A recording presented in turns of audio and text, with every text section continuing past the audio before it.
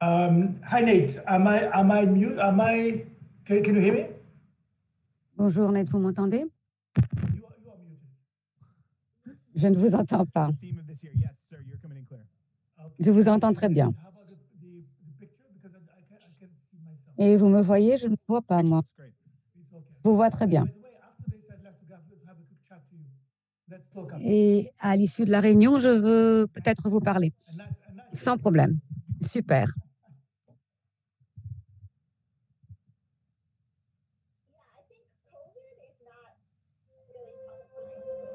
And we're off.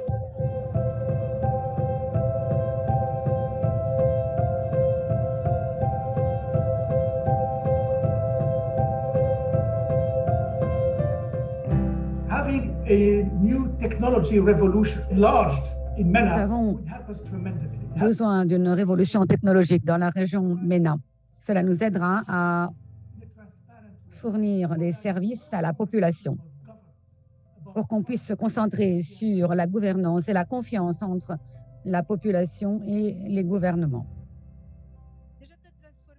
La transformation numérique est fondamentale parce qu'en l'absence de cette technologie, en l'absence de cet aspect technologique, on ne pourra pas fonctionner. C'est donc indispensable. Je crois que c'est une opportunité en or. Au cours des derniers mois, en raison de la crise, nous avons ressenti le besoin, les bénéfices de cette révolution.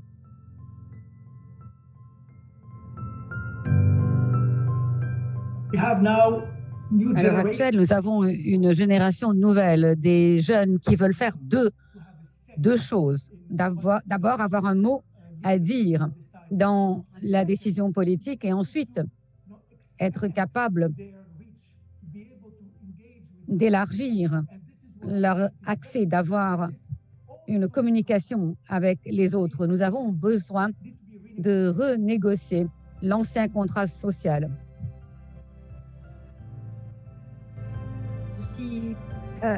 Governments and countries that are well advanced. Certains gouvernements dans certains pays sont avancés, d'autres sont à la traîne. Mais à l'heure actuelle, il est fondamental de réagir. D'autres pays également sont dans la phase de reprise. Mais nous devons essayer de voir comment on pourra continuer à fonctionner tout en se développant.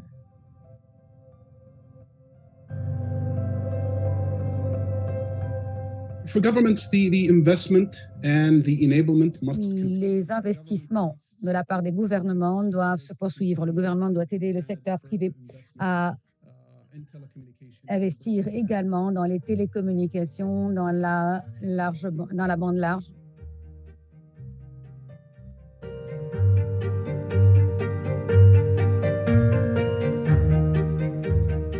this new industry Cette cannot industrie nouvelle ne tolère pas un excès de réglementation et de contraintes parce qu'elle évolue chaque jour. Nous avons besoin d'être ouverts et donc de laisser cette technologie, cette industrie, ces jeunes se développer à leur guise.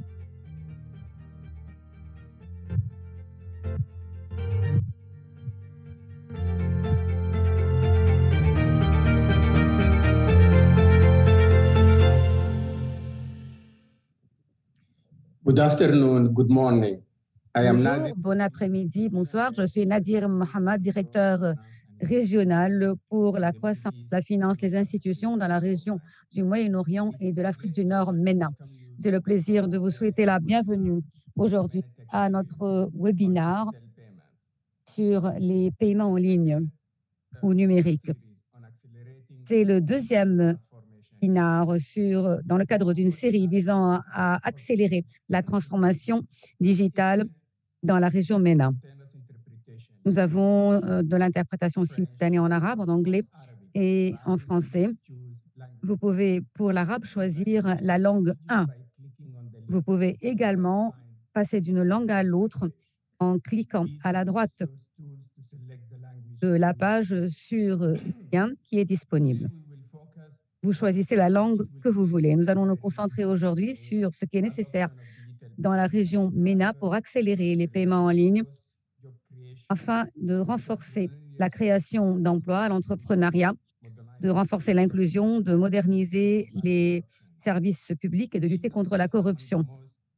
Ce sont là les plus importants défis au développement dans notre région et les paiements en ligne, au-delà de leur rôle technique, peuvent également aider à relever ces défis. L'objectif aujourd'hui est de prendre conscience de la manière dont les paiements en ligne peuvent renforcer la création d'emplois, les services et l'inclusion des jeunes et des femmes, notamment dans le cadre de la pandémie. En renforçant la diversité au niveau des acteurs publics et privés et des utilisateurs qui vont partager leurs expériences et leurs perspectives, nous voulons également identifier ensemble les moyens de renforcer l'adoption des paiements en ligne dans notre région et renforcer leur impact sur le développement. Monsieur Farid Belhaj, vice-président pour la région MENA à la Banque mondiale, prendra la parole, puis Dr Abdelrahman Al, président du Fonds monétaire arabe, également présidera un panel sur le rôle et les perspectives des pays. Le directeur des finances à la Banque mondiale, Jean Pem, va présider le panel. Le webinaire a été préparé avec notre partenaire depuis longtemps, le Fonds monétaire arabe, et nous sommes très heureux d'avoir avec nous Dr Al-Hamidi, qui va également nous donner sa perspective sur les paiements en ligne dans la région. Nous attendons impatiemment donc le démarrage de cette réunion, l'interaction avec l'audience. Nous allons avoir une session questions et réponses, et donc nous pourrons répondre à vos questions. Vous pouvez utiliser la fenêtre chat pour poser vos questions. Nous tenons à vous entendre. N'hésitez pas à commenter, à donner vos idées, vos conseils pour la transformation numérique.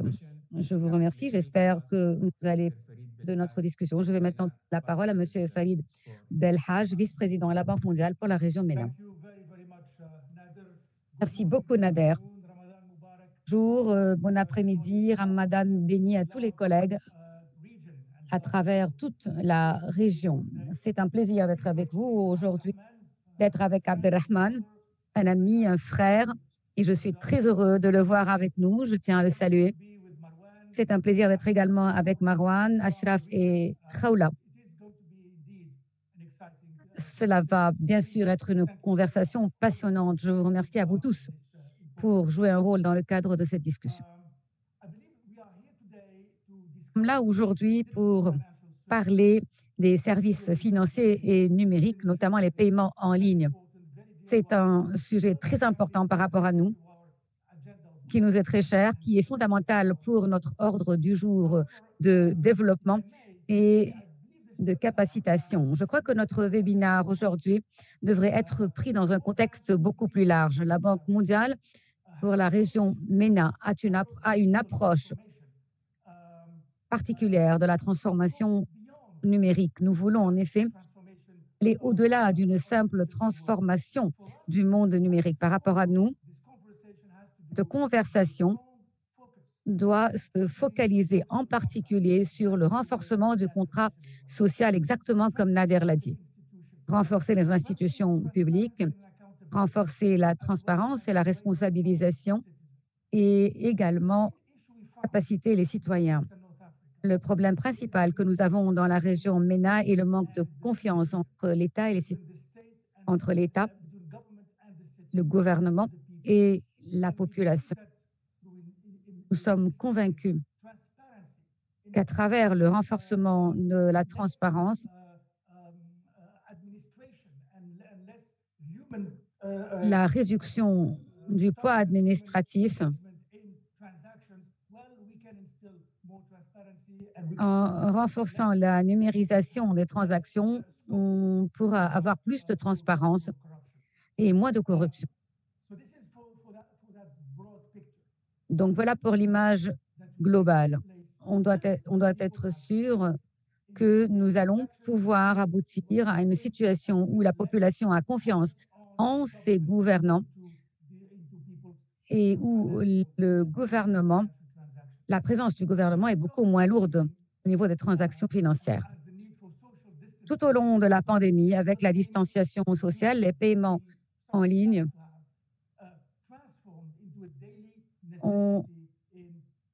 qui étaient d'abord convenables sont devenus une nécessité indispensable dans la plupart des pays.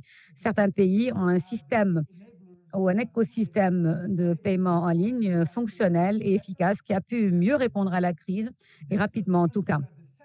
Les paiements numériques ou en ligne sont au centre de 3 dynamiques fondamentales qui ont vu le jour en raison de la crise. D'abord, les paiements en liquide ou fondés sur les liquides.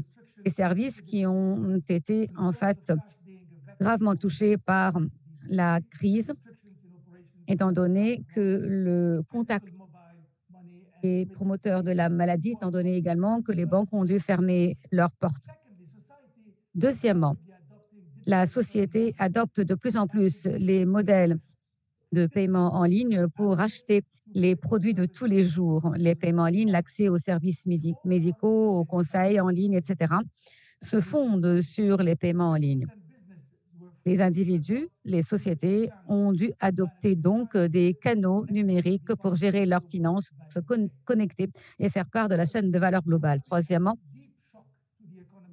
le choc subi par l'économie a renforcé la demande pour un soutien de la part du gouvernement aux PME, aux affaires et aux familles, notamment aux individus qui ne bénéficiaient pas de programmes ou d'assurance sociale ou sociaux.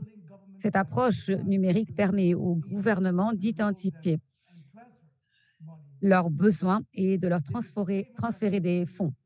Les paiements en ligne vont donc être une composante clé pour cette nouvelle conception de bâtir en mieux, de combler le fossé de l'inclusion dans la région pour les individus, pour les sociétés et mettre un terme au fossé qui sépare l'homme de la femme, toujours dans la région MENA.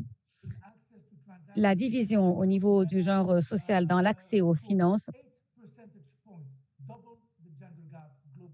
dans la région MENA fait que la région perd 8 points lorsqu'il s'agit de parler de l'égalité homme-femme.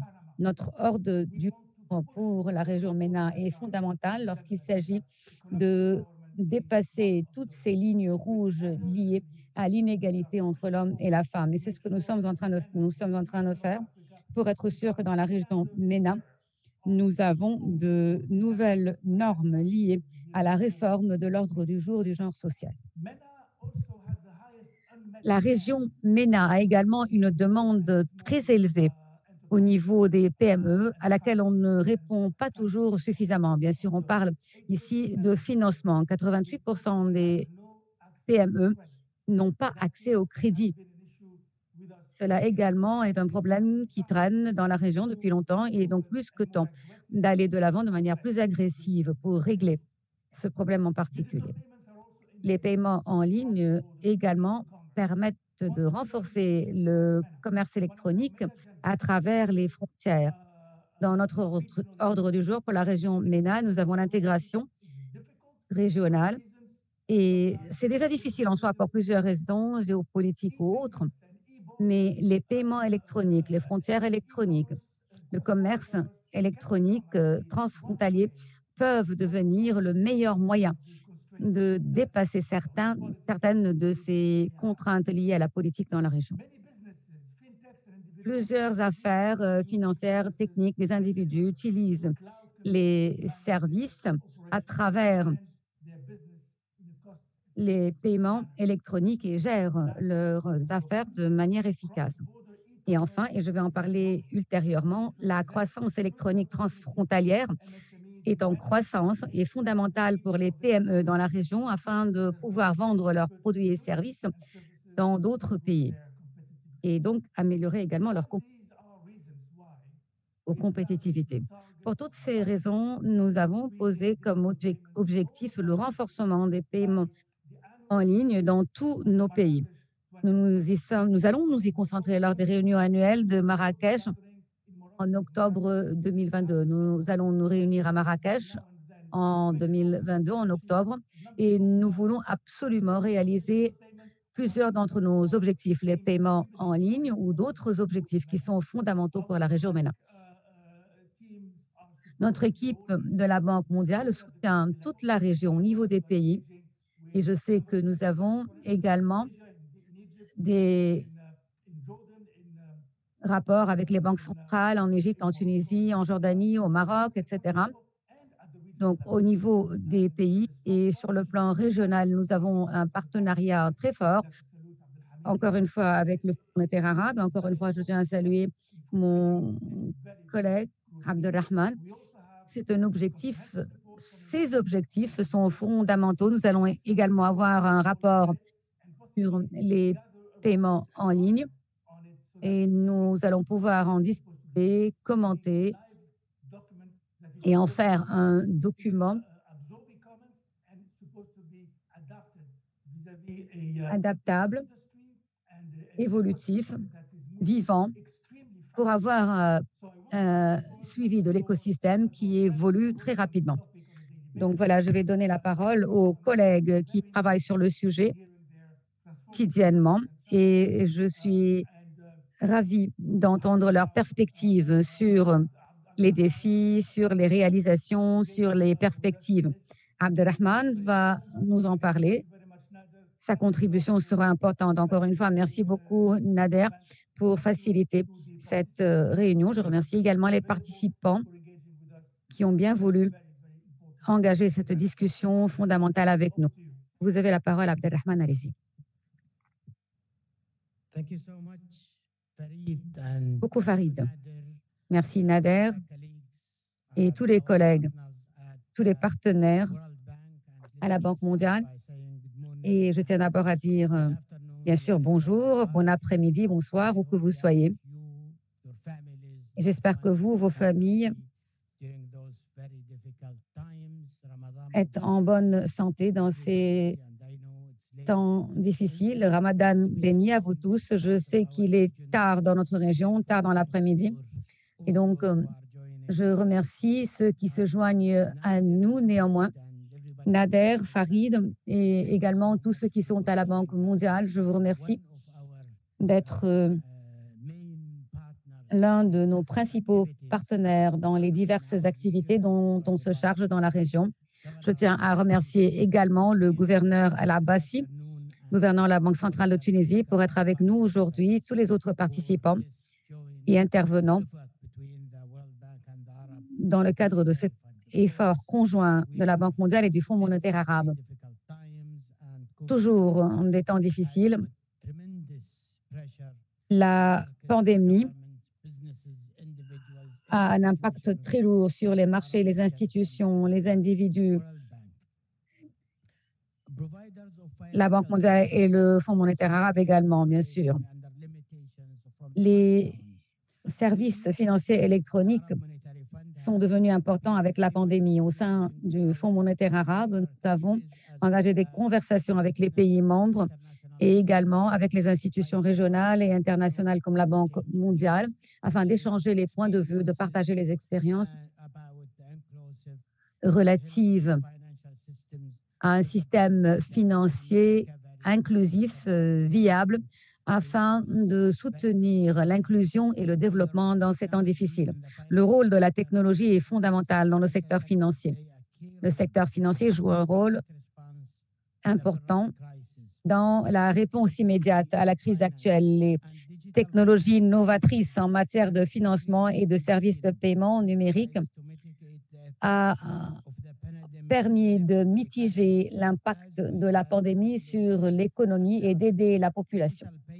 Les paiements en ligne ont joué un rôle fondamental également en permettant de transférer des fonds aux individus et aux entreprises. Les paiements en ligne ont aidé également à éviter l'interaction physique et donc en permettant des paiements sans contact nécessaires dans le cadre de la distanciation sociale. Nous voulons donc que les systèmes financiers bénéficient en quelque sorte de la crise pour se raffermir, pour jouer un rôle fondamental et transsectoriel, comme Farid l'a dit dans son introduction.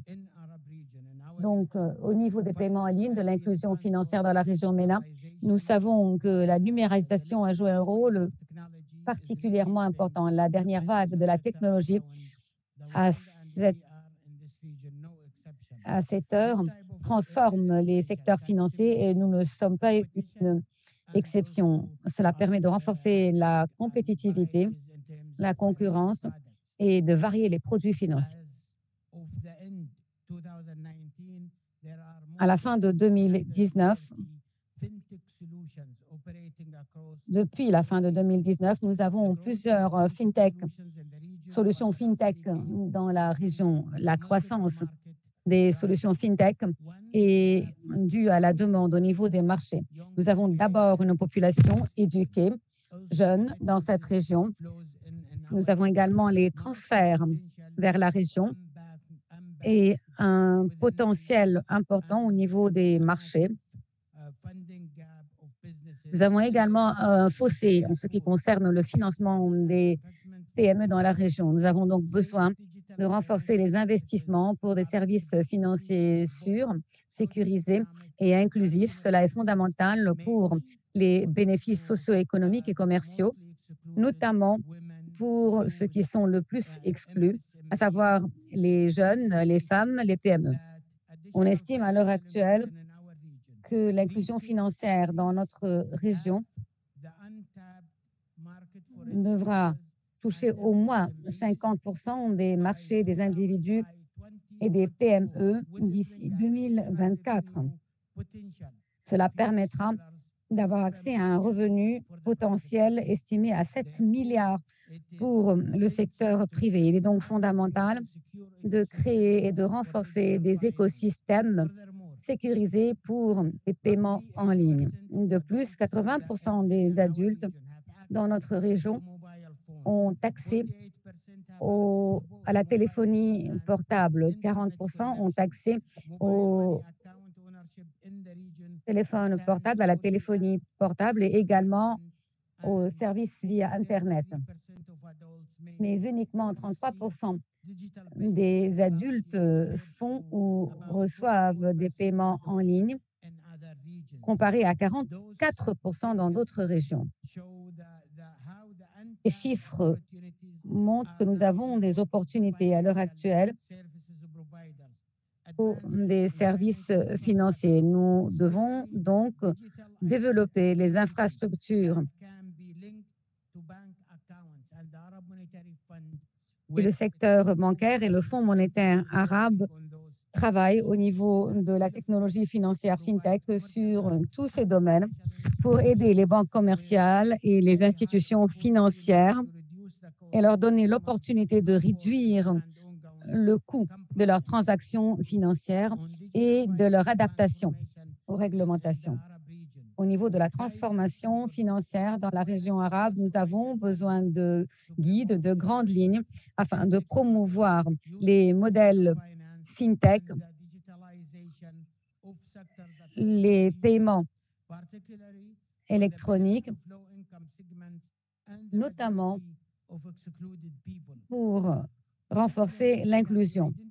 Des éléments clés peuvent également être identifiés pour avoir un cadre de la transformation numérique dans la région. Les pays sont encouragés à commencer à renforcer leur infrastructure, à renforcer l'accès à ces services à travers l'identité numérique en facilitant les normes et les réglementations, en capacitant les jeunes, en leur permettant l'utilisation des paiements en ligne, l'accès à Internet, fournir des services électroniques de la part des gouvernements, renforcer la qualité et l'accès aux marchés financiers et à l'infrastructure. Au niveau de l'inclusion financière également, le FMA, dans le cadre de l'inclusion financière, avec l'initiative arabe et l'engagement des comités régionaux et des groupes de travail, a créé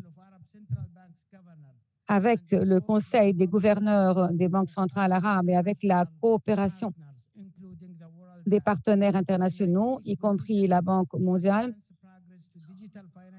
ont créé une impulsion pour la transformation financière dans la région. Et donc, parallèlement à nos efforts pour faire face aux paiements transfrontaliers, nous avons lancé en février de l'année dernière la plateforme de paiement Buna, qui permet de centraliser les systèmes de paiement transfrontaliers et qui permet de procéder en temps réel aux transferts et aux paiements. Et nous sommes à l'heure actuelle en cours de renforcer la participation et la contribution à cette institution. Nous avons bien sûr des paiements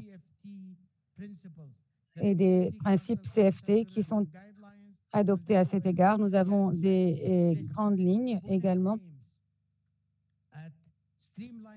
Nous avons pour objectif de faciliter les paiements transfrontaliers dans la région arabe et entre la région arabe et la Banque mondiale, y compris les services de paiement immédiat en permettant aux participants de payer en temps réel de manière sécurisée, efficace côté prix.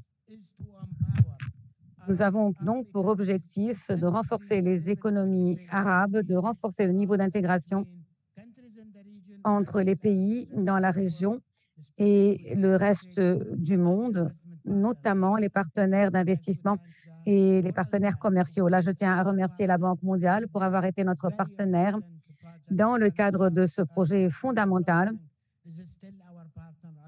La Banque mondiale restera toujours un partenaire privilégié pour nous dans le cadre de ce projet. Je remercie encore une fois Farid et Nader et tous nos collègues. Et je tiens également à remercier tous les participants à ce webinaire. Voilà. Merci beaucoup, Dr Al-Mahdi. C'est toujours un plaisir d'avoir avec nous le Fonds monétaire arabe dans le cadre de ces discussions. Je vous remercie également pour être à la tête de l'effort de la région MENA pour l'inclusion financière.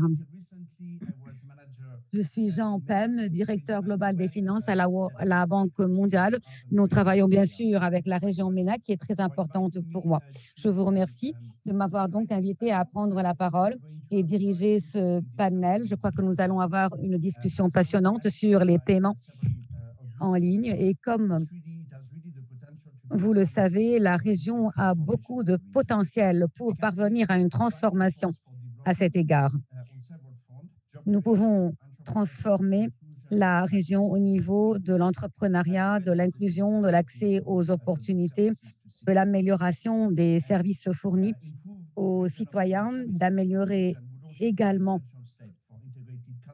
l'inclusion financière afin d'intégrer les pays dans les économies numériques. La pandémie a transformé littéralement nos pays et notre utilisation des services financiers.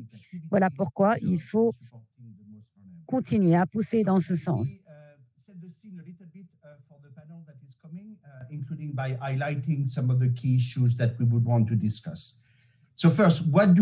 Alors d'abord, définissons ce que nous entendons par paiement numérique.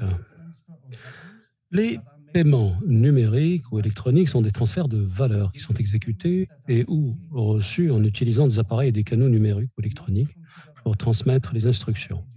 Ça inclut les paiements initiés par téléphone mobile ou ordinateur. Donc les paiements par carte sont également considérés comme des paiements numériques.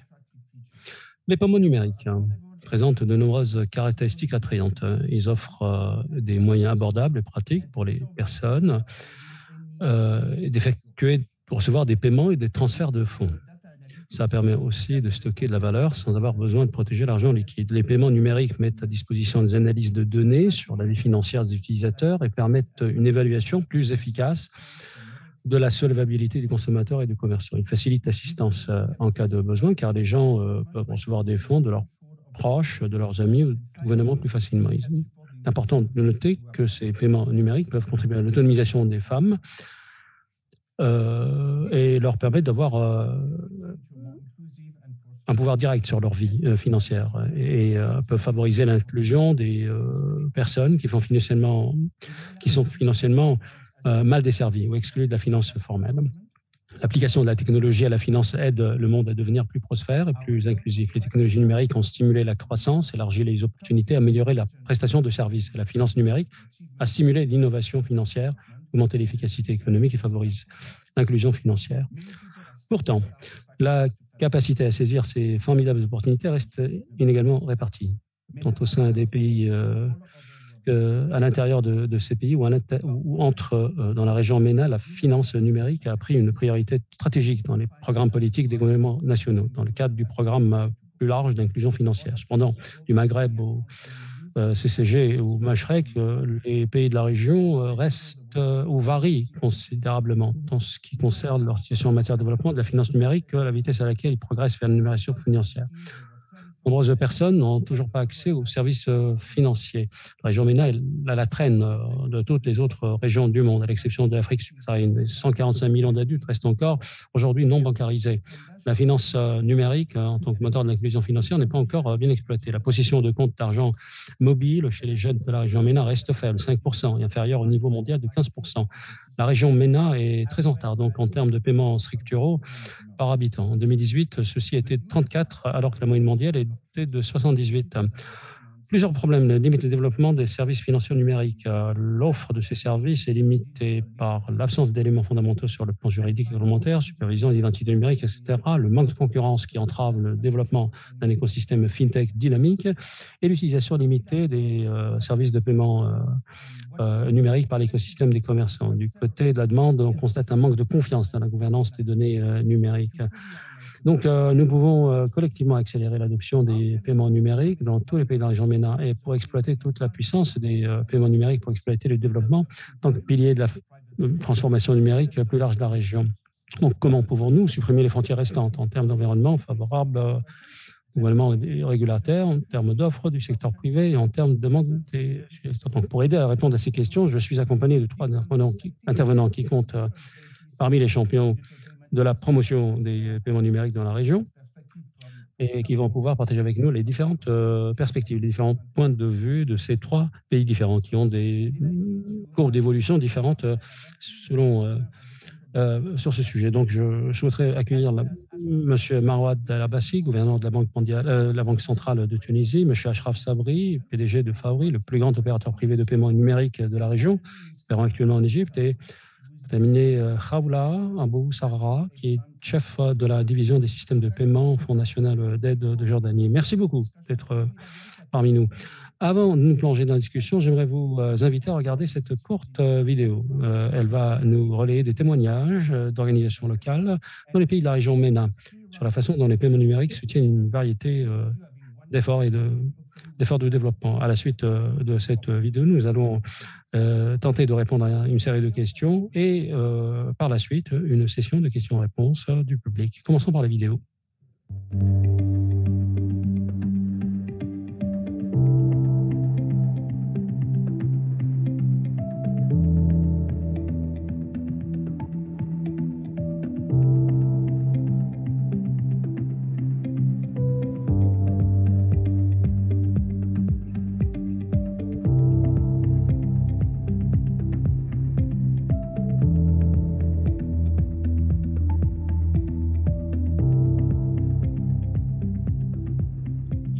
Having people spending half a day for transportation to go to pour que des personnes passent 30 minutes ou une demi-journée pour payer des factures dans les transports en commun, eh bien, ce sont des gens qui perdent une demi-journée de leur source de revenus, s'agissant de personnes qui sont indépendantes, qui ont des magasins ou des épiceries.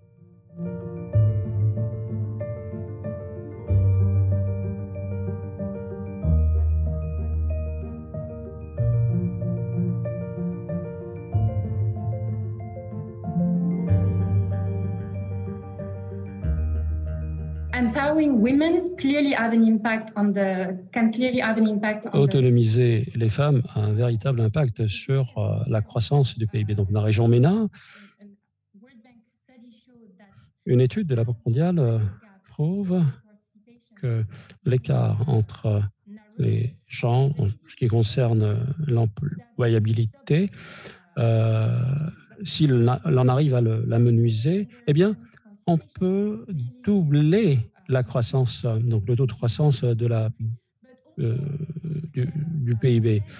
Donc, si l'on promeut l'employabilité des femmes, eh bien, en plus de l'inclusion de la femme sur le marché du travail, en plus de l'aspect justice et égalité, eh bien, ça va profiter à la croissance du PIB.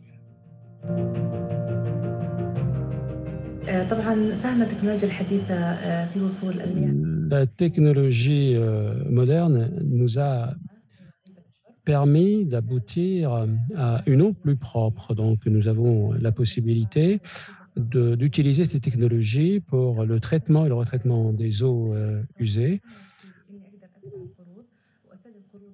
La FinTech nous a aidés justement à obtenir des financements facilités pour ce type de projet. La FinTech eh bien, permet d'économiser le temps utilisé pour des activités financières. Donc, ces paiements peuvent se faire depuis chez soi sans y perdre beaucoup de temps dans les transports.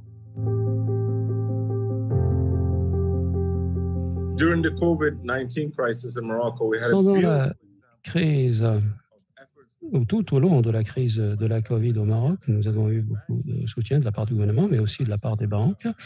Eh bien, cette aide a eu pour but de déployer une assistance directe aux gens, surtout pour les personnes qui ne sont pas bancarisées ou encore bancarisées, sachant que les taux d'intérêt dans les banques marocaines aujourd'hui sont bien plus élevés que celles en usage aujourd'hui ailleurs dans le monde développé. Et donc l'aide est distribuée aujourd'hui au Maroc de façon numérique par le biais de codes qui sont envoyés sur le téléphone portable des individus.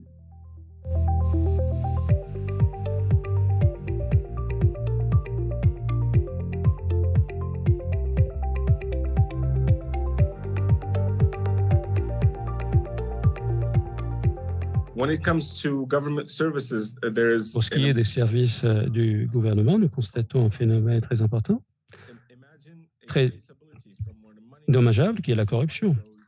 Donc, imaginez la traçabilité, si l'on arrive à l'assurer entre l'origine de l'argent et ses destinations, eh bien, vous allez tout de suite voir une réduction drastique des niveaux de corruption et une amélioration des services fournis par le gouvernement.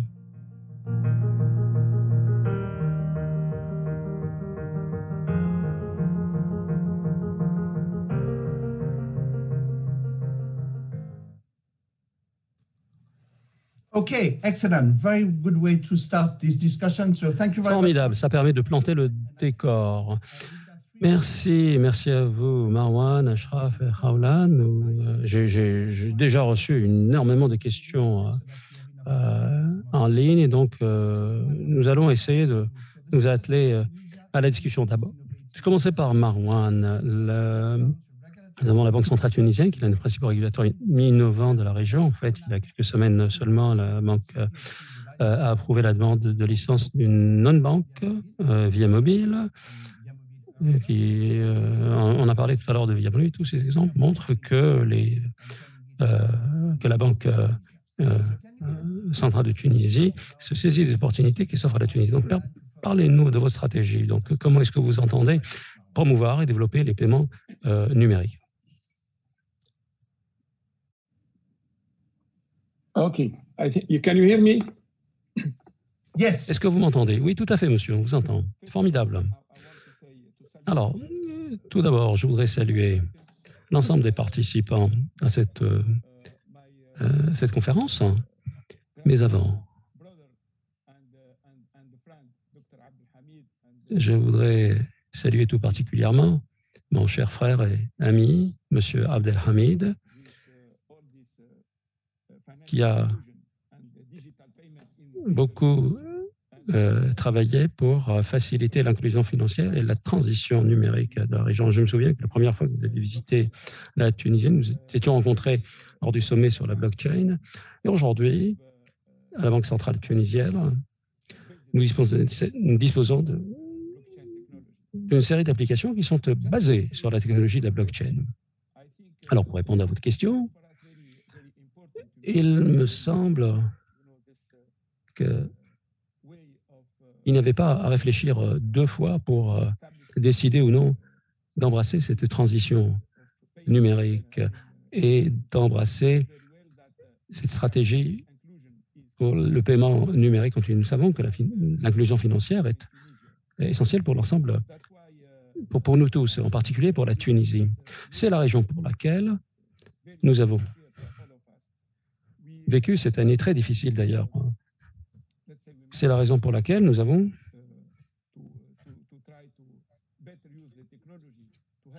tenté de mieux utiliser la technologie et ce, pour mieux soutenir les franges les plus vulnérables de la population.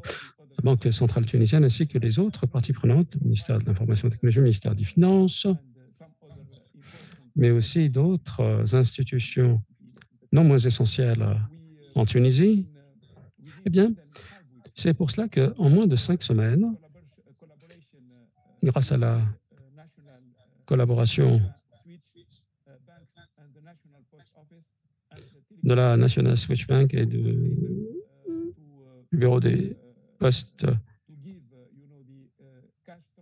et de la Banque de la Poste, nous avons réussi à proposer des transferts de cash à plus de 400 000 personnes en utilisant justement la technologie.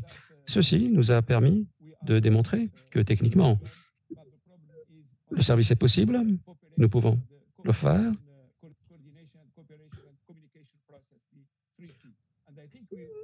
Et nous pouvons aussi tirer le meilleur parti du processus qu'on appelle le processus des 3C, communication, coordination et coopération. Sur ce fond, aujourd'hui, notre intention et notre effort actuel vise à augmenter la capacité d'absorption de ces paiements numériques. Et comme vous l'avez dit, Jean, il y a 2 semaines, nous avons approuvé l'établissement de la première plateforme de paiement numérique et cette année, nous allons pouvoir en autoriser davantage en Tunisie. Alors, avec cela et avec cette nouvelle technologie, je pense que nous allons, en tout cas pour la Tunisie, mieux servir notre ambition qui est celle d'améliorer l'inclusion financière. Qu'en est-il de notre stratégie? Rapidement, le premier pilier repose évidemment sur le cadre réglementaire. Le deuxième, la mise en place d'une infrastructure moderne. Et le pilier 3, promotion de l'innovation dans les paiements. Et pour le 4e pilier, numérisation des paiements. Pour le premier pilier, pour ce qui est des fournisseurs de services de paiement, comme je l'ai dit, nous sommes actuellement à la Banque centrale tunisienne en train de collaborer avec les différentes banques, mais aussi avec les différents partenaires technologiques pour proposer tangiblement ces services. Évidemment, avec le nouveau cadre réglementaire, la circulaire de 2020, concernant les paiements numériques, eh bien, ça nous a donné de mettre en place un cadre centralisé de ces paiements. C'est évidemment une étape très importante, donc éclaircir la règle du jeu et permettre les paiements numériques grâce aux transactions à faible coût à faible frais. Évidemment, tout cela aura un impact sur la création d'emplois dans le système de la FinTech en général. Depuis, et ça vous le savez, l'établissement, la mise en place de la loi sur les startups, nous avons aujourd'hui plus de 500 startups en plus d'une centaine de fintech opérantes en Tunisie. Nous avons également travaillé à une meilleure gouvernance de la stratégie numérique.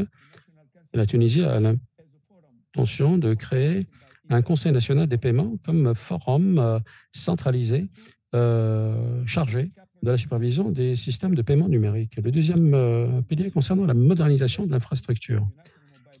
Aujourd'hui, nous sommes en train de travailler sur le SMP, donc le switch national pour les paiements numériques, qui est essentiel pour pouvoir assurer la souplesse d'action des différentes institutions de Tunisie. Donc, les services de paiement numérique seront plus efficaces si l'on y ajoute les paiements mobiles. Ceci intègre également le projet national du numéro d'identification, de carte d'identité. Ça va aider à mieux déployer et à étendre le champ d'action de ces paiements mobiles. Nous avons aussi en Tunisie une nouvelle génération de RTG pour être en conformité avec les normes internationales, certainement en matière de conformité. Et pour le pilier 3, nous innovons les mécanismes réglementaires. Il y a un laboratoire d'innovation qui a été mis en place, ainsi qu'un site Internet dédié pour réunir en un seul lieu les feedbacks et trouver les technologies plus destructives qui peuvent nous aider à aller de l'avant dans ce projet.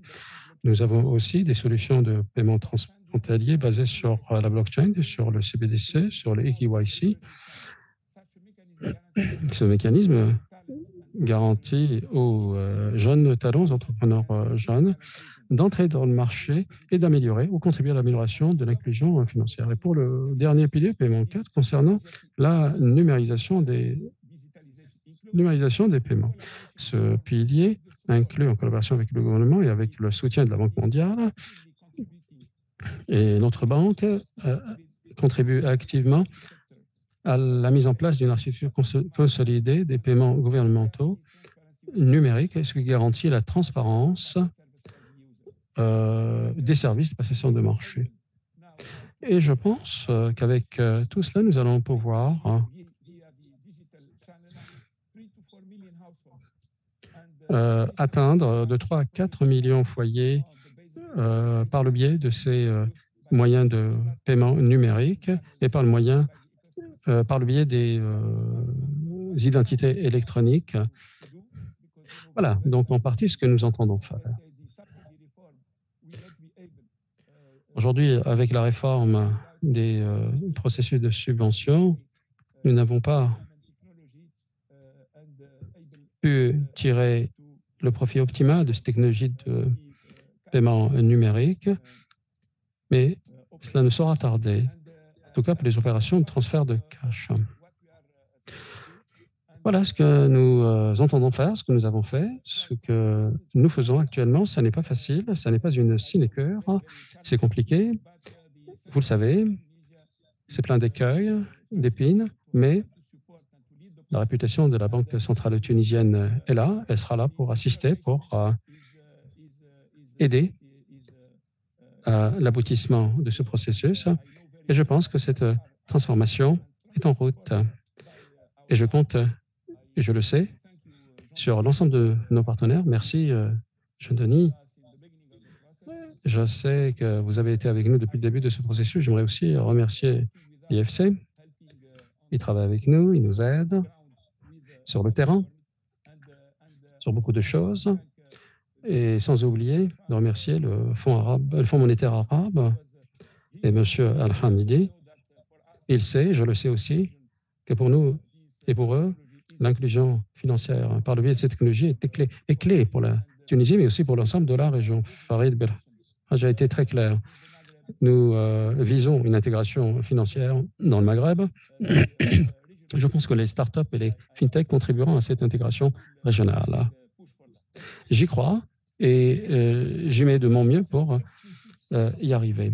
Merci beaucoup de ce tour à 360 degrés la situation en Tunisie. Nous connaissons la Banque centrale de la Tunisie et je sais que vous, personnellement, vous avez beaucoup agi pour encourager ce changement. Permettez-moi de passer maintenant à M. Ashraf Sabouri, le PDG de Fawry. Vous avez commencé en 2008 et aujourd'hui, vous êtes la meilleure plateforme, la plus importante en matière de transformation numérique et de paiement électronique. Vous avez commencé par les paiements en cash des factures. Aujourd'hui, vous avez plusieurs canaux de paiement possibles, en ligne, etc. Donc, quels sont les éléments principaux de votre action qui vous ont permis, ou de la gouvernance et de l'infrastructure qui vous ont permis d'aller de l'avant dans ce projet? On ne vous entend pas, monsieur. Voilà. Alors, tout d'abord, permettez-moi de vous remercier tous de cette invitation. C'est un plaisir d'être parmi vous et de participer à cet événement d'envergure. Alors, nous avions commencé quand il n'y avait pas de cadre réglementaire. Est-ce que c'est bon, est-ce que c'est pas bon? On n'est pas là pour en discuter, mais l'un dans l'autre, les fintech ou les entreprises de ce type qui introduisent de nouveaux services sont toujours en avance par rapport à la réglementation. Parfois, c'est positif, mais parfois, c'est négatif.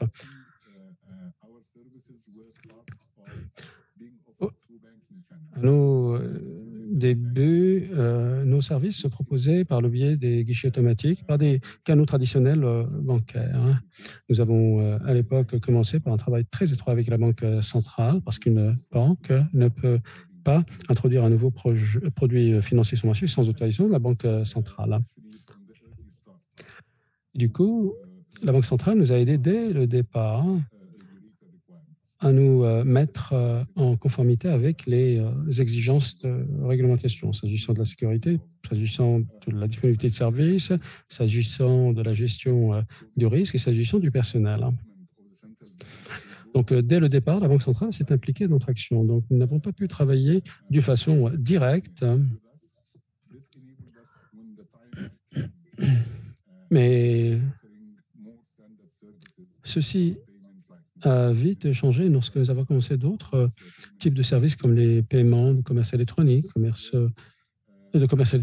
en ligne. Ça leur a permis de mesurer notre niveau de conformité et de nous faire confiance.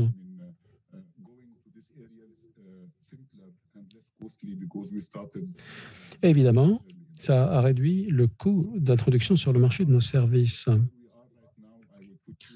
Alors, où est-ce qu'on en est aujourd'hui? Deux, trois choses. D'abord, nous pensons d'abord à la personne, à l'utilisateur. C'est très important. Et il me semble que toute la révolution que l'on voit aujourd'hui autour des fintech, eh bien, ça concerne surtout le dernier kilomètre, comme on dit, the last mile, le dernier kilomètre. Est-ce que c'est sur le consommateur que l'on se concentre? Est-ce que ce service va créer une valeur? Est-ce que c'est convenable? Est-ce que c'est facile? Est-ce que c'est accessible? Etc. Donc, nous nous concentrons sur le tout dernier kilomètre qui est le consommateur. Et donc là, c'est là que le consommateur entre en jeu. La filière bancaire fait partie de ces filières qui a bénéficié de l'automation et d'infrastructures depuis tout un temps. Nous avons des guichets automatiques à peu près partout dans le pays. Donc, il y a une automatisation quand même assez confirmée dans tout le pays. Donc, nous avons pu faire fond à la fois sur l'expérience avec le consommateur, mais aussi avec les fournisseurs, les entreprises. Et les fintechs nécessitent évidemment des efforts concertés, des efforts collaboratifs. Donc, en se concentrant sur le marchand et sur le client, et avec la coopération de la Banque centrale, notre niveau de conformité aux exigences s'est accru, même si nous n'avons pas été soumis à une réglementation à 100%. Ça nous a aidé à aller d'un pas de géant pour raffermir la place qu'a pris notre système. Donc, la leçon tirée, c'est très bien, c'est très bon d'être proche de la Banque centrale, mais Pour cela, il faudra s'armer de patience, connaître parfaitement quelles sont leurs préoccupations et leurs craintes, et sachant qu'il y a quand même une certaine bureaucratie qui pèse sur les banques centrales. La Banque centrale égyptienne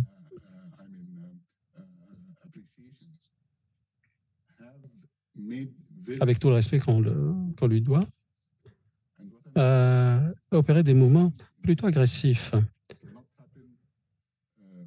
Et je pense qu'un changement de cet espace ne peut pas se faire en faisant fi sur l'héritage, sur le poids de l'héritage, sur l'énorme nombre d'utilisateurs. Donc, je pense que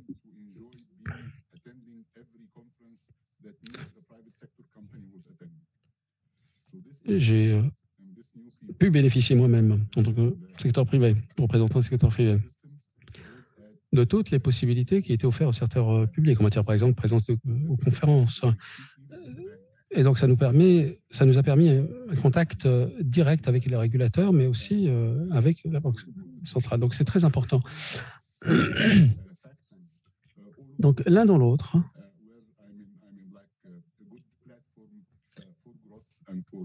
je pense que le contexte dans lequel nous avons évolué était un contexte bon pour commencer et pour évoluer. Merci d'avoir mis en évidence l'importance de l'esprit de l'innovation et de l'importance d'accepter de faire les choses différemment. Je sais que les jeunes sont plus à même d'accepter les paiements numériques que les plus âgés. Passons à Khawla. Vous avez utilisé les paiements mobiles comme moyen d'accéder aux bénéficiaires. Vous avez cette plateforme depuis 2019, y compris fourniture de services de transfert de cash, vérification de données, etc. Est-ce que vous pouvez nous expliquer la raison pour laquelle vous êtes passé au paiement numérique? Comment est-ce que vous l'avez construit et quelles sont les leçons que vous avez tirées de cela? À vous la parole. Thank you for the World Bank team for preparing this webinar and for Merci à l'équipe de la Banque mondiale d'avoir convoqué cette réunion et de nous donner cette possibilité de parler de notre expérience en Jordanie en matière de paiement numérique.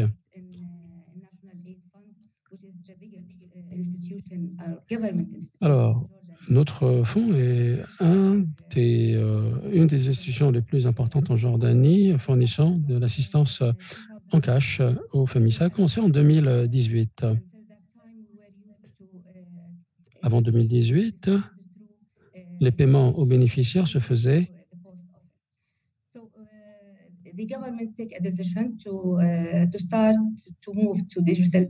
à des paiements en cash aux bénéficiaires. Et donc, le Fonds national a été, ou l'établissement du Fonds national a été une des premières étapes pour lancer le paiement numérique. C'était une véritable révolution en 2018. À l'époque, nous avions uniquement un seul programme qui est le Monthly Cash Program, le programme mensuel pour le cash. 100 000 foyers recevaient leur cash avec l'aide du bureau de poste. Et nous avons pu étendre par la suite la couverture de ce système avec un autre programme qui s'appelle Takaful et qui a commencé en 2019, en y ajoutant à peu près 20 000 en 2019, 30 000 en 2020 et 30 000 encore en 2021 en tant que bénéficiaires. Nous avons commencé donc par des expériences limitées dans certaines régions de la Jordanie pour avoir des réactions de la part des bénéficiaires du programme de paiement mensuel. Et le résultat était positif. Les individus obtenaient leur paiement par transfert électronique.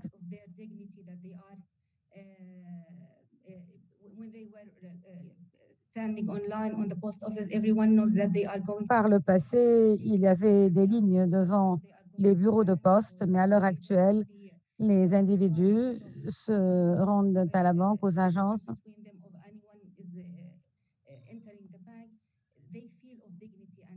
et il n'y a pas de distinction entre les individus, ce qui est très important pour la dignité individuelle.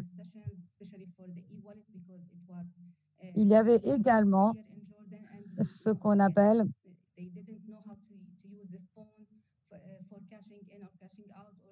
la téléphonie mobile, l'usage de la téléphonie mobile en fait pour les transferts financiers et le portefeuille électronique qui sont des concepts nouveaux en Jordanie. Un des défis principaux que nous avons rencontrés en démarrant le processus était le manque de connaissances numériques chez les bénéficiaires. Il fallait leur apprendre à utiliser les méthodes numériques, les paiements électroniques et les services dont ils pouvaient bénéficier au-delà du transfert de liquide. Nous avons commencé donc en 2020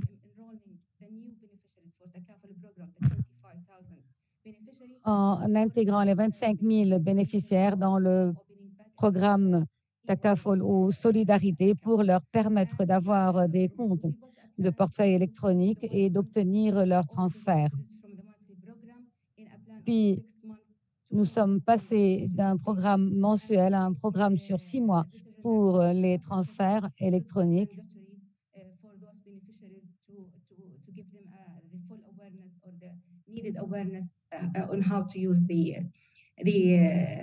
Nous sommes concentrés sur l'explication des services électroniques pour les bénéficiaires.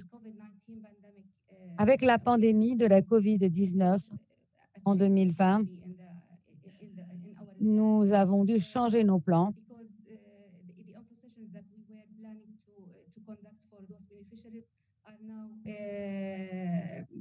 Is not an option. We can't do it because of the safety measures that. Donc, nous avions des contraintes liées aux mesures de sécurité, à la distanciation sociale, aux gestes barrières, etc. Et donc, on ne pouvait plus organiser des sessions d'information pour les bénéficiaires. Et puis, les banques avaient fermé en Jordanie et il était impossible d'ouvrir des comptes pour les bénéficiaires.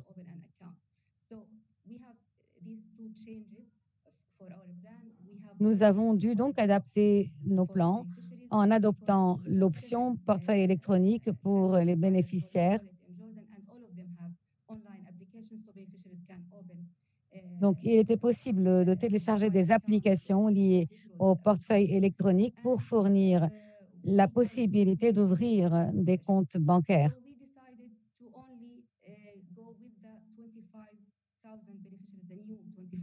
Donc, nous avons encore une fois commencé avec les 25 000 bénéficiaires du programme Takaful.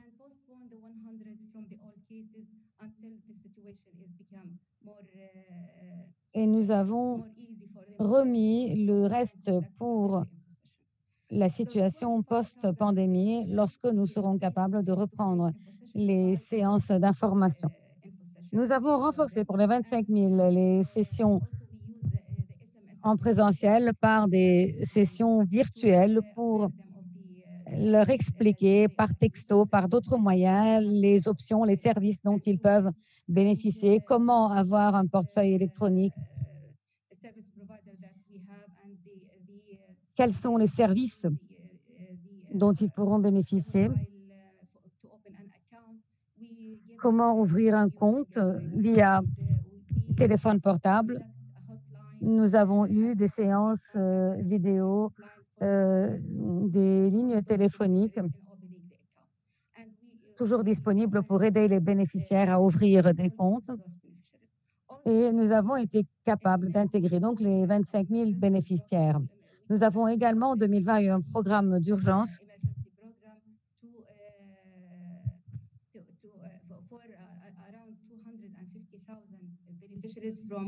pour à peu près 250 000 bénéficiaires, destinés bien sûr à ceux qui ont été affectés par la crise. Donc, un nombre très élevé de bénéficiaires. Et l'unique option que nous avions était le recours au portefeuille électronique pour pouvoir leur transférer l'aide. Nous avons commencé par les enrôler, leur expliquer qui pouvait bénéficier de cette assistance. Et puis ensuite, comment ouvrir les comptes. Nous avons rencontré un nouveau défi à cet égard au niveau des paiements en ligne.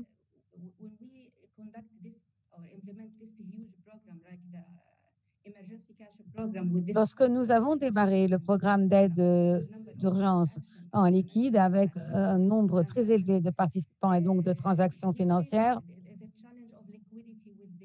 nous avons eu un problème de liquidité.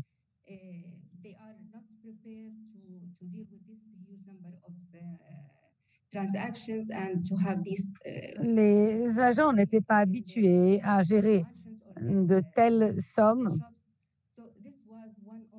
d'argent pour autant de bénéficiaires. C'est le principal problème que nous avons rencontré en 2020.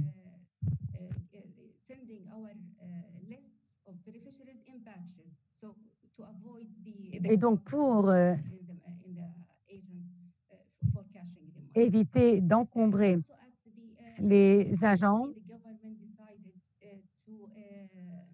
qui se chargent de payer en liquide, nous avons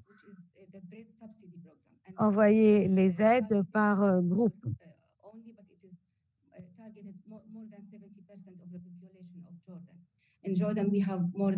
En Jordanie, nous avons plus de 1,8 million de familles et le programme, en fait, ciblait 1,2 million de familles. Le gouvernement a donc utilisé la plateforme électronique pour aider ces familles à travers l'enregistrement en ligne, le paiement en ligne, le processus de vérification en ligne, etc.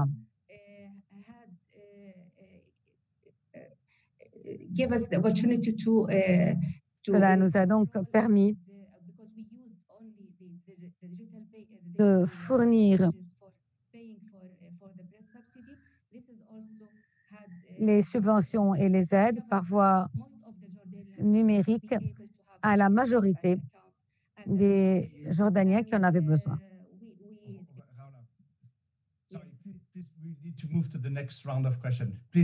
Raoula, si vous pouvez abréger, nous devons passer à la séance de questions-réponses. J'ai pratiquement fini. J'ai donc parlé des principaux points que je voulais mentionner, mais je tiens également à dire que ces transactions nous ont forcés à améliorer notre système de paiement. Et donc, notre nouveau système de paiement est lié à tous les fournisseurs de services, à la Banque centrale, et est complètement automatisé. Donc, à travers le système, nous n'avons pas besoin de méthode manuelle. Voilà, je vous remercie. Merci beaucoup, Raoula. Donc, vous avez parlé de tous les efforts fournis pour éduquer la population, la former des bénéfices du système de paiement électronique. Et là, je passe à la deuxième série de questions. Nous avons parlé de l'offre. Il y a des questions également liées à la confiance de la population. Comment utiliser les paiements en ligne, l'identification numérique qui peut faciliter les transactions. Marwan, vous avez parlé un peu plus tôt des complexités des paiements numériques. C'est à la fois très facile et très difficile. Donc, qu'avez-vous fait en Tunisie pour permettre aux citoyens de faire confiance au système de paiement en ligne? Est-ce que les citoyens sont confortables lorsqu'il s'agit d'utiliser ce genre de services? Et puis, comment avez-vous facilité l'accès à tous à ces services? est une question en fait difficile. Comme vous le savez,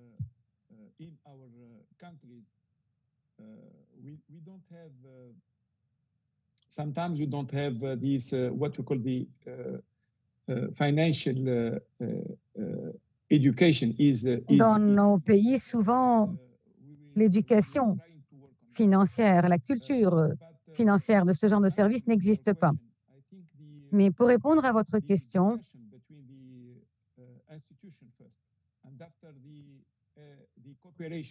il faut parler d'abord de la discussion entre les institutions et puis de la coopération entre les principales institutions.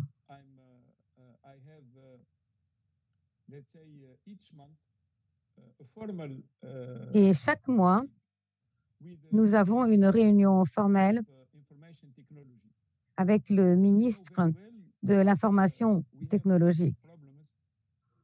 Comme vous n'ignorez peut-être pas, nous avons beaucoup de problèmes qu'il nous faut résoudre ensemble. Il nous faut également partager les informations et coordonner notre approche.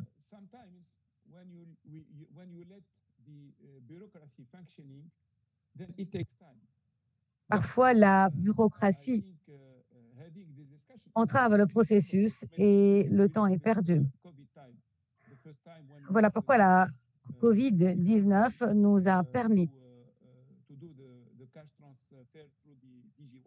de tenter de dépasser ce problème. En utilisant le portefeuille électronique, nous avons compris qu'il fallait nécessairement engager les différents ministères, les départements techniques au sein des ministères et le personnel technique.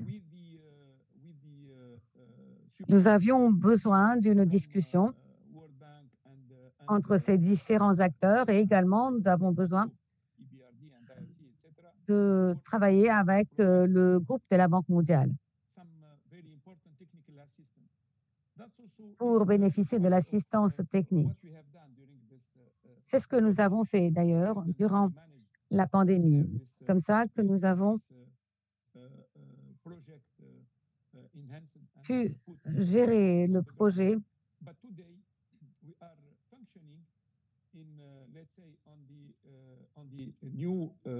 Et aujourd'hui, nous sommes passés à la vitesse supérieure. Nous avons des équipes techniques du secteur privé et du secteur public, ministères et gouvernements qui travaillent ensemble, qui essayent également de mettre au point des programmes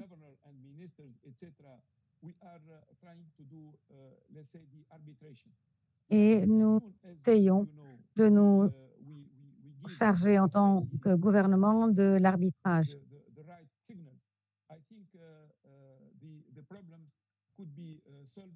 Je crois qu'il nous sera possible de régler les problèmes de cette manière.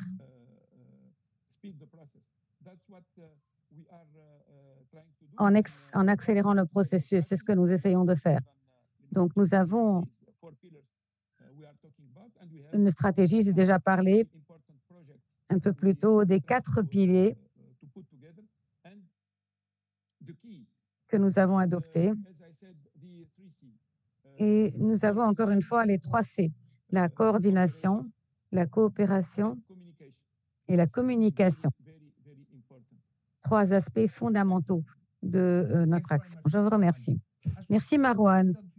Ashraf, du point de vue du secteur privé, je vais vous demander de donner votre avis. Et puis également, je vais vous demander de parler de l'inclusion, notamment liée à la femme. Qu'avez-vous fait en tant que compagnie privée à cet égard?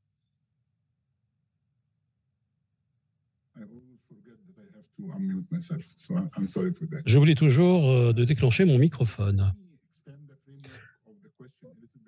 Je vais essayer d'élargir le champ de votre question, si vous me permettez. Donc, je vais essayer de partager avec vous quelques expériences que nous avons engrangées tout au long de ce processus. La toute première expérience que je puis partager avec vous est la suivante. ouvrir des comptes bancaires ou passer des ordres numériques doit se faire avant le paiement. Donc là, il faudra avoir une carte ou un portefeuille et ensuite recevoir l'argent par le biais d'un guichet automatique, par exemple. Ça veut dire que la distribution de cash est toujours la même, le paiement numérique ne se fait pas encore. Donc ça, c'est un problème qui existe un peu partout. En Égypte, l'utilisation des cartes bancaires, par exemple, ça ne dépasse guère 10% des utilisations de cartes bancaires concernent les paiements électroniques. Tout le reste se fait par les guichets automatiques. Donc là, l'effort à faire, c'est d'augmenter l'adoption des paiements électroniques du côté de l'offre comme du côté de la demande.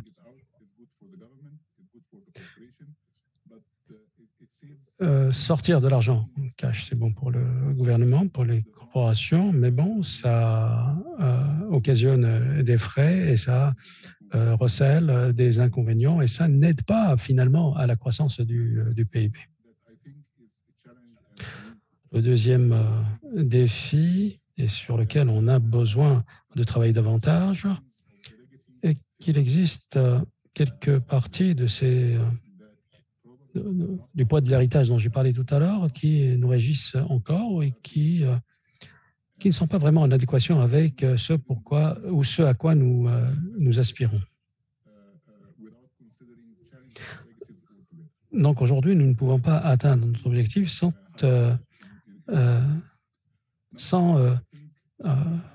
mettre les anciens systèmes sur la marche. Donc, il faut que les coûts du service soient payés par le bénéficiaire aujourd'hui. Pardon, avec le système actuel. Maintenant, pour ce qui est des paiements électroniques avec un marchand, pourquoi est-ce qu'un petit marchand devrait payer des frais de transfert à la banque, qu'elle soit émettrice ou pas? Pourquoi doit-il le payer pour exécuter une transaction électronique? Si nous utilisons le système ancien, généralement, les petits marchands, ils ont toujours été habitués à travailler avec du cash et donc ils ne payent pas de frais pour les transactions. Deuxièmement, pouvez-vous me dire pourquoi un petit marchand accepterait de toucher son argent 2 jours après l'exécution du mouvement, alors qu'il a besoin de son argent immédiatement? Donc, mettre le marchand dans le cadre d'un système ancien avec un délai d'attente de 2 jours et puis il doit aller à la banque pour pouvoir récupérer l'argent, eh bien, ça change la donne. Il faudra y penser, repenser.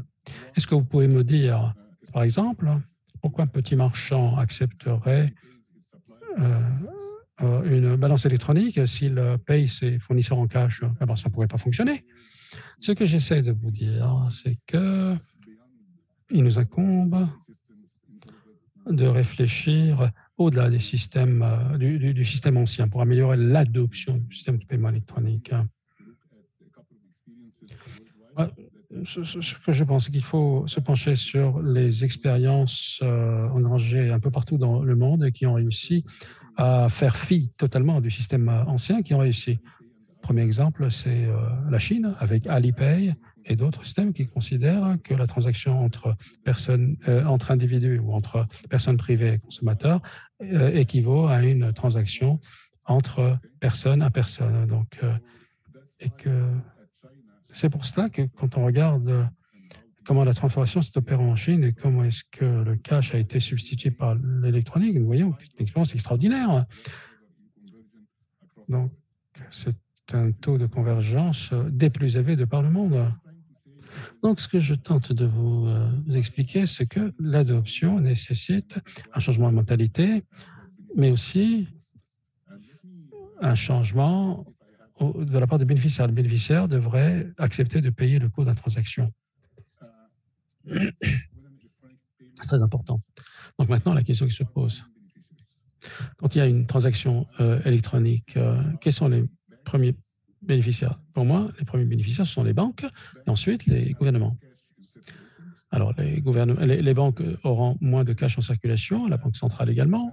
Les banques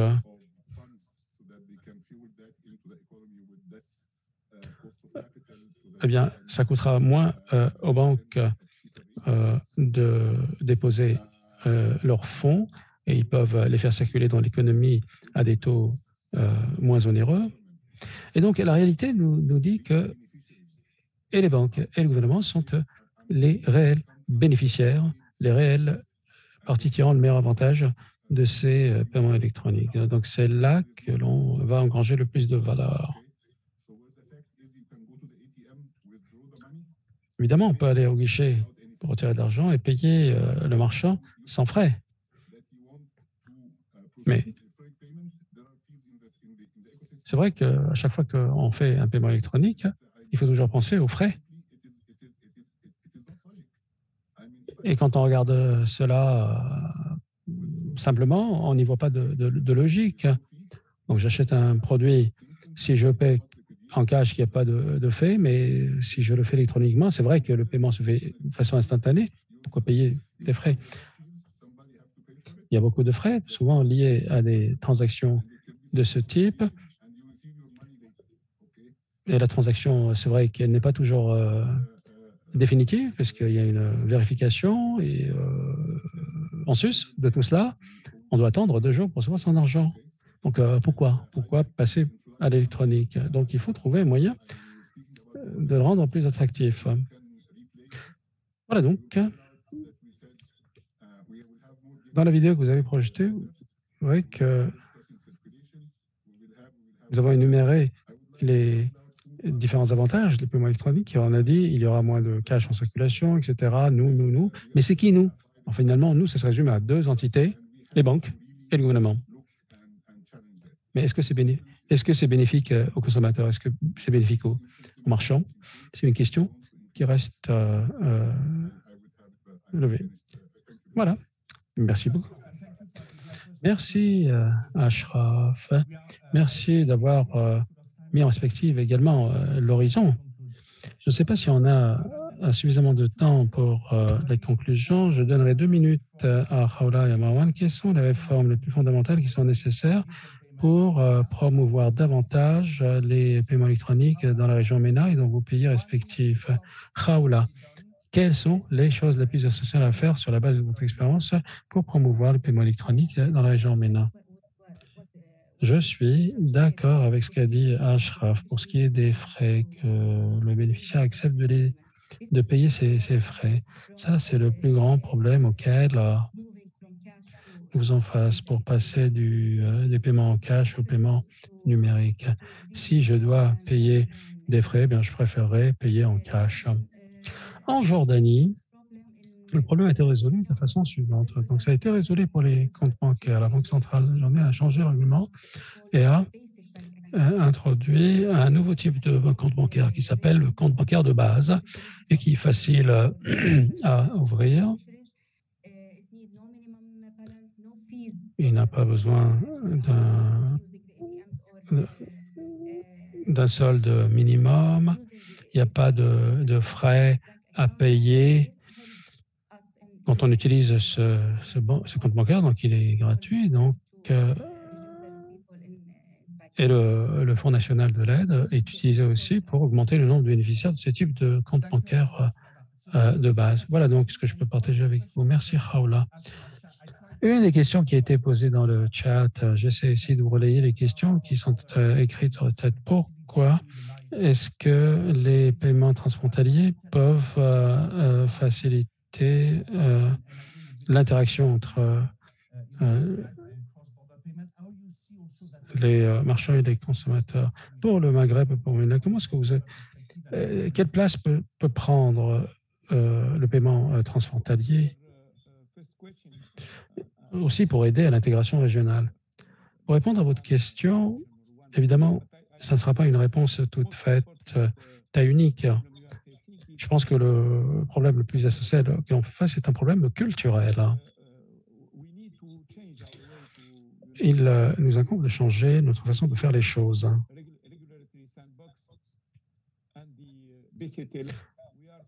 Avec le sandbox réglementaire et le BCT Lab, nous comptons sur des personnes férues de technologie. qui nous aident à mettre l'infrastructure en marche.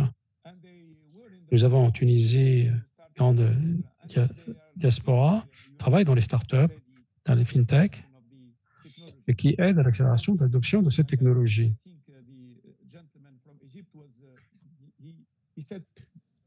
Ashraf nous a dit des choses essentielles. Nous n'avons pas besoin de changer notre modèle économique ou modèle d'affaires. Nos modèles économiques et d'affaires n'ont pas changé. Peut-être qu'il faut le changer, mais en tout cas, pour la partie paiement sans numéraire, il est donc crucial pour nous de changer notre façon d'opérer en tant que banque et en tant que banque centrale. Ces établissements de paiement, eh bien, ils sont là pour amener à davantage de concurrence. En Tunisie, nous avons des compagnies de télécom. Les trois compagnies de télécom ont demandé ces établissements de paiement pour encourager la concurrence entre elles. Donc, ça aide à la concurrence. Mais en même temps, il faudra pouvoir se doter d'une bonne technologie solide de paiement et changer aussi le cadre réglementaire. C'est un défi énorme pour nous. Denis, ma première mission en Algérie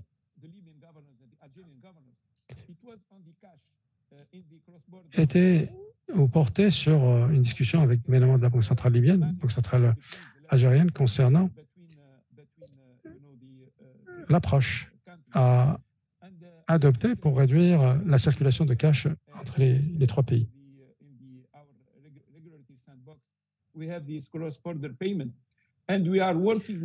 Nous avons une équipe avec laquelle on travaille, qui a été sélectionnée par la prestigieuse Banque de France.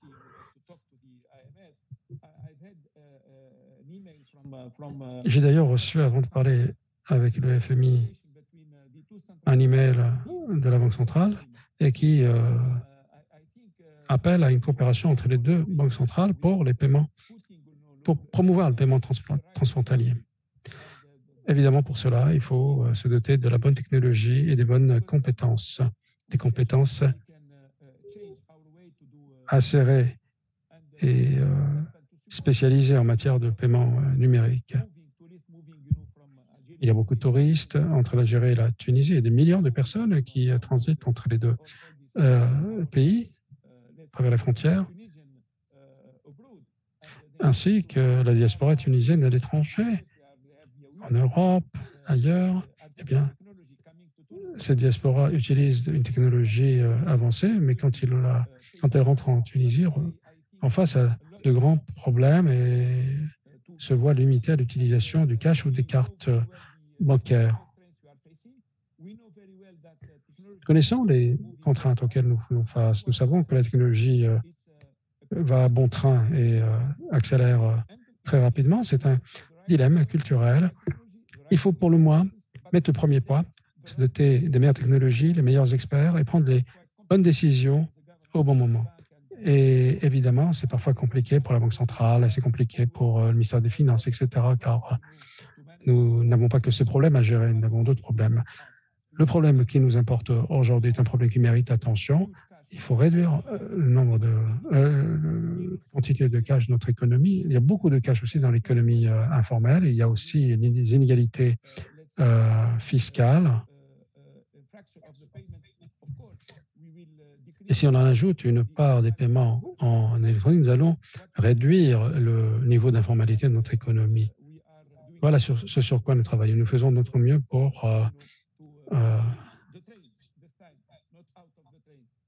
rester dans le train, ou au moins monter dans le train et ne pas rester sur le quai de la gare. Merci Jean-Denis d'avoir organisé ce webinaire et merci à nos amis Merci également les amis de la région pour une discussion passionnante avec les collègues d'Égypte,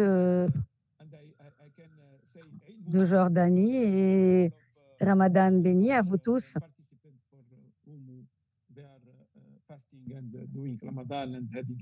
in coming days. Thank you.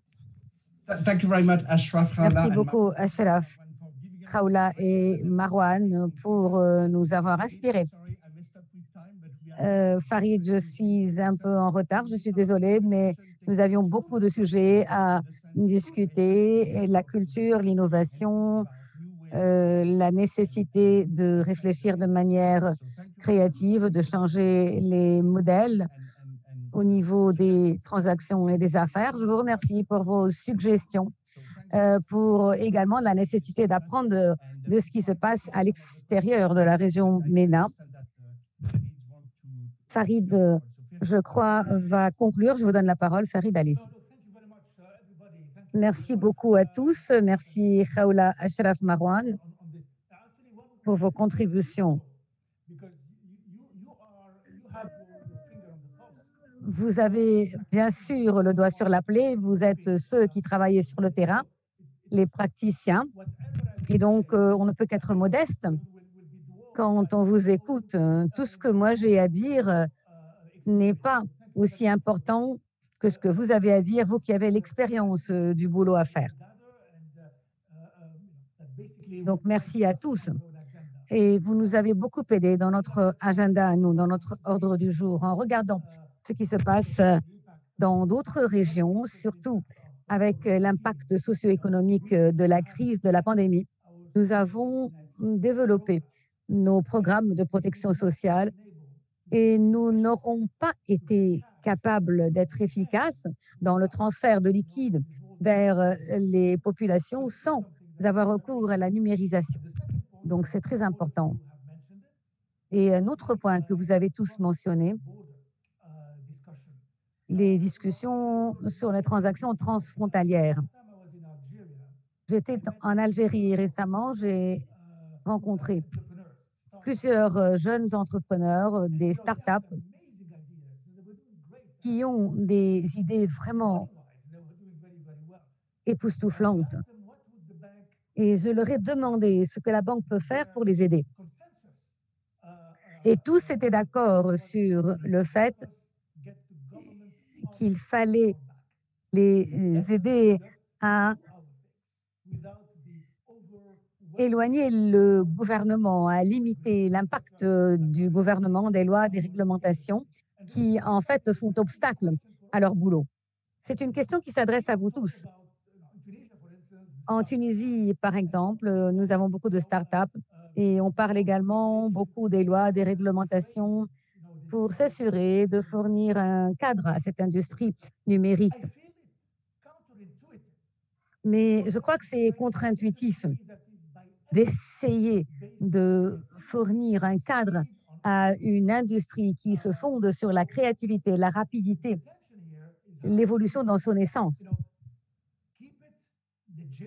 Donc, bien sûr, il faut préserver la légalité, mais il ne faudrait pas que le cadre réglementaire ou légal soit un obstacle au développement de cette industrie. Donc, c'est une question que je vous pose directement à vous trois. Vous avez l'expérience et vous pouvez peut-être nous aider à combler le fossé entre la créativité, l'innovation, la rapidité, la jeunesse d'une part, et le cadre réglementaire et légal qui pourrait permettre de passer au plan opérationnel. Voilà. C'est très important par rapport à moi, Farid. Je tiens à tirer des leçons de ce qui s'est passé ailleurs. Comment laisser plutôt les mains libres aux entrepreneurs, aux start-up, aux organisations, afin de fournir des services, des produits de manière légale, bien sûr. Je crois qu'il y a 4 points essentiels à cet égard.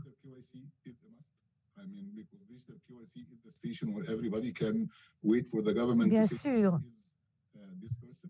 le gouvernement doit jouer son rôle à cet égard, mais il faut qu'il y ait des services EPR, d'accord, s'assurer qu'il y a, par exemple, une société sur la liste des sanctions ou pas. Et puis, nous avons eu une expérience à l'heure actuelle en Égypte. Chaque banque a un API ouvert pour avoir accès à tous les comptes. C'est fondamental. Il faut également encourager les plateformes ouvertes interbancaires pour régler les problèmes réglementaires.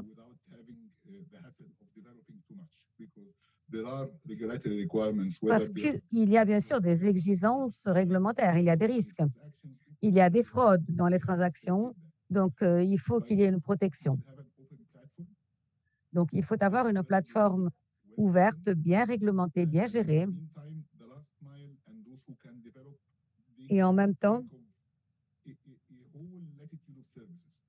il faut penser à toute une série de services, par exemple les transferts internationaux. Nous avons une société au Royaume-Uni qui s'appelle Revolut, je crois, qui consiste à réduire les coûts de 8 à 2% lors des achats transfrontaliers. Donc, il faut avoir un système réglementé mais ouvert à la concurrence. Et bien sûr, laisser la concurrence avoir lieu. C'est fondamental. J'étais au Soudan il y a à peu près 9 mois, je crois. Et j'étais surpris de voir que les paiements électroniques étaient très courants en Soudan. Et la réalité était qu'il n'y avait pas de liquide pour plusieurs problèmes. Et donc, l'unique option pour la circulation de l'argent était les paiements en ligne. Et les banques ont payé les marchands pour permettre cette circulation. Et donc, lorsque nous avons un problème tel que le manque de liquidité, nous avons la main forcée, en fait, et nous passons automatiquement au transfert ou au paiement en ligne. Voilà, je vous remercie encore une fois. Et encore une fois, Ramadan béni, je vous remercie.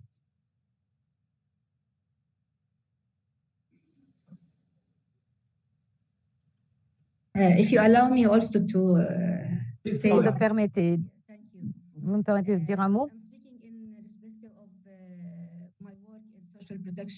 Au niveau de mon action sur la protection sociale avec les individus et les familles vulnérables, les problèmes auxquels nous faisons face au niveau des bénéficiaires des services d'aide dans les régions éloignées, dans les zones rurales, il est difficile d'avoir accès à ce genre de services. Je veux dire qu'ils peuvent ouvrir des comptes en ligne, avoir recours au portefeuille électronique, mais il n'y a pas de banque, il n'y a pas d'agence, etc. Lorsque nous voulons passer au paiement électronique, il faut que les services soient disponibles dans toutes les régions du pays, non pas seulement uniquement dans les villes. Cela est particulièrement important, donc les services dans les zones rurales également.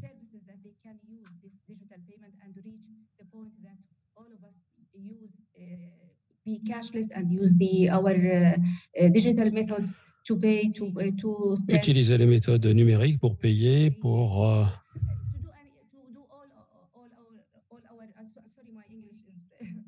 faire toutes les transactions possibles, pour exécuter toutes les opérations financières quotidiennes. Utiliser ces technologies pour ces opérations et ne pas se limiter uniquement à la simple ouverture d'un compte bancaire et à la disponibilité de liquidités en cash pour payer un loyer ou pour payer une facture. Voilà tout. Merci beaucoup et bon Aïd à vous tous, en tout cas pour ceux qui le célèbrent. Merci Khawla. Marwan. Tout à fait, Farid. Comme d'habitude, vous nous posez toujours des questions délicates et difficiles tout à la fin d'une discussion. Nous avons besoin de réglementation, tout à fait. On ne peut pas se payer le luxe de vivre sans réglementation.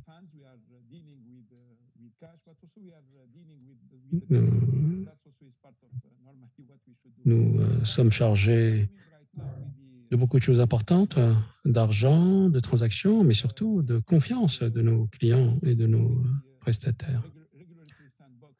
Avec la FinTech, la boîte à outils réglementaire est très importante. Nous fournissons des données, nous en réunissons et nous parlons de nouvelles réglementations. C'est une courbe d'apprentissage, ensemble, sur un court laps de temps, de 6 à 9 mois. On ne parle pas ici de 4 à 5 ans. C'est très important, vous l'avez dit dès le départ de notre discussion. Vous avez dit que lors de votre visite, lors de la visite en Algérie, avec les discussions qu'on a eues avec les jeunes, pour eux, eh bien, les startups, la FinTech algérienne, elle est en plein dans l'incertitude. Et nous avons besoin de travailler sur cela, effectivement, et de nous caler sur l'heure des startups et pas sur l'heure de l'administration gouvernementale.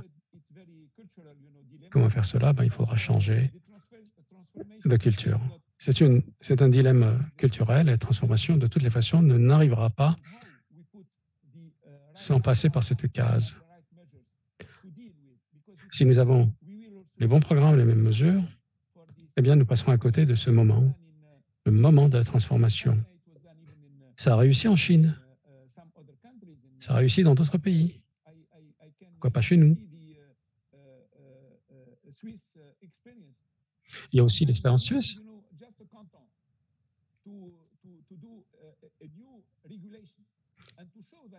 Alors, même en Suisse, ils utilisent de nouvelles réglementations,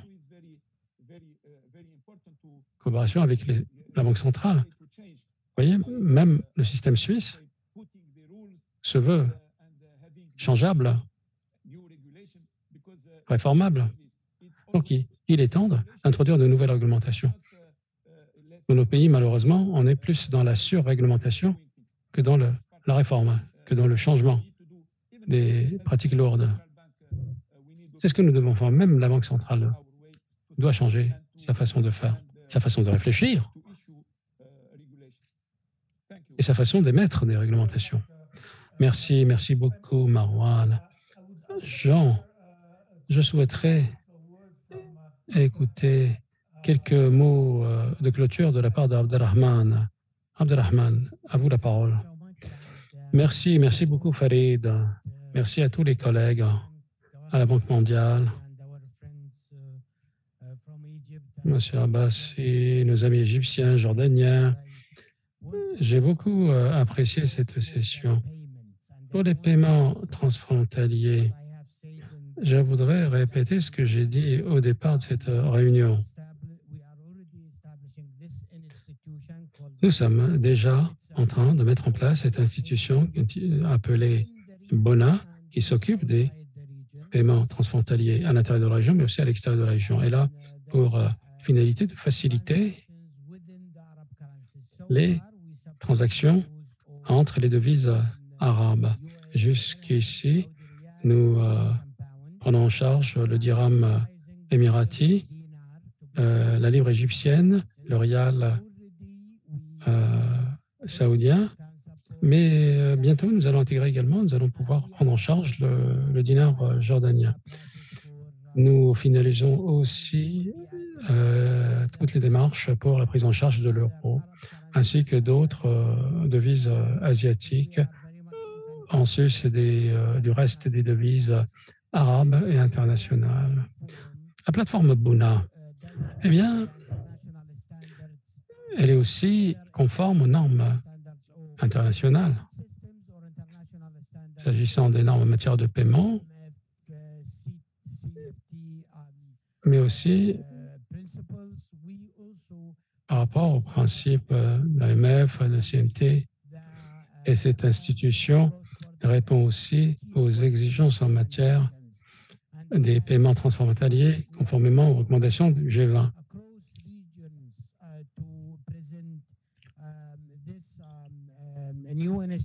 Donc, c'est à travers toute la région que nous souhaitons introduire cette nouvelle institution. Ajouter à cela le fait que nous avons été requis par notre conseil d'administration, par le conseil des banques centrales, de veiller à assurer un niveau de conformité optimal et relever la barre, finalement, la barre de conformité de toute la région. Évidemment, tout cela pour servir au mieux nos participants. Nous avons à peu près 160 banques dans la région et de l'extérieur de la région.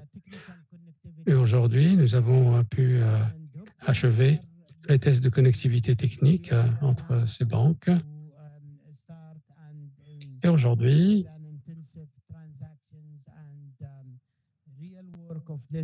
le vrai travail, donc le travail des transactions, a déjà commencé. Et c'est vraiment le premier pas pour ouvrir les portes aux paiements transfrontaliers. C'est très important, le transfert dans la région et à l'extérieur de la région. On pourrait aussi avec la fondation Bill et Melinda Gates, et ce pour nous connecter avec des pays à l'extérieur de la région, à l'extérieur de la plateforme. Nous voulons aussi nous connecter avec des partenaires commerciaux d'envergure pour faciliter le commerce transfrontalier, les investissements transfrontaliers. Il y a cette stratégie très ambitieuse qui a pour but de relier les marchés régionaux, enfin, marchés financiers évidemment, mais aussi pour mettre en place un marché pour les émissions de titres dans la région. Notre banque centrale nous a beaucoup accompagnés car elle veille vraiment à promouvoir l'intégration régionale. Et je ne vais pas oublier de mentionner le nom de Harish qui a travaillé très étroitement avec nous. Merci Farid, merci M. Abbassi, merci à vous tous. Merci aux banques centrales de la région car elles ont été très, très utiles et nous ont beaucoup soutenus et assistés. Nous avons reçu une lettre il y a quelques jours du gouverneur M. Abbassi pour nous dire que la Banque centrale de la Tunisie se connectera directement à notre institution. C'est la raison pour laquelle, en fait, tout ceci pour toujours louer le soutien extraordinaire que nous avons reçu à l'intérieur comme à l'extérieur du pays. Merci à la CB, la Bank of England, Banque de France et d'autres banques centrales asiatiques. Merci de cette opportunité. J'espère que cette nouvelle institution contribuera à faciliter les transactions transfrontalières. Merci Farid. Merci beaucoup, Abderrahmane. Et à vous tous, un bon Aïd. Bonne fête. Jean va donc conclure cette réunion très productive et j'espère vous voir en personne bientôt, très bientôt, au Caire, en Jordanie, en Tunisie, bien sûr. Et peut-être que je vous visiterai, Abderrahmane. Cela fait un peu trop longtemps. Donc, dès qu'on pourra nous libérer des contraintes liées à la COVID-19. Donc, Jean, vous avez la parole. Merci beaucoup, Farid. Merci tout le monde. Est-ce qu'on peut prendre une photo de groupe de cette discussion passionnante? Merci à vous tous, à la banque et ailleurs. Nous avons essayé de répondre à autant de questions que possible. C'est un sujet qui suscite beaucoup d'attention et d'intérêt. Il nous reste beaucoup à faire. Donc, je vous remercie à tous d'avoir parlé de vos perspectives, de l'innovation. Je vous soutiens, Ferine, pour le soutien de la Banque mondiale pour faire des paiements en ligne une priorité et pour nous pousser à aller de l'avant dans la discussion. Nous avons beaucoup à apprendre en groupe et individuellement. Nous avons beaucoup à apprendre du reste du monde également. La région a beaucoup à apprendre encore une fois. Nous avons également besoin de renforcer la confiance entre la population et le gouvernement, renforcer la création d'emplois, le rôle du secteur privé, ce qui est fondamental dans la région. Et nous avons déjà vu l'impact du paiement en ligne sur le développement. Je me souviens des photos de personnes en ligne, longues lignes pour bénéficier des paiements, et nous avons vu l'impact donc des paiements en ligne. C'est fondamental. Nous voulons toujours pousser plus loin, aller plus loin. C'est important pour les pays de la région. Encore une fois, je vous remercie à tous. Discussion passionnante. Nous avons encore beaucoup d'autres discussions, mais vous nous avez inspirés. Je vous remercie à tous. Et bonsoir. Et je vous remercie encore une fois. Au revoir à tous. Au revoir. Ramadan Mubarak à tous.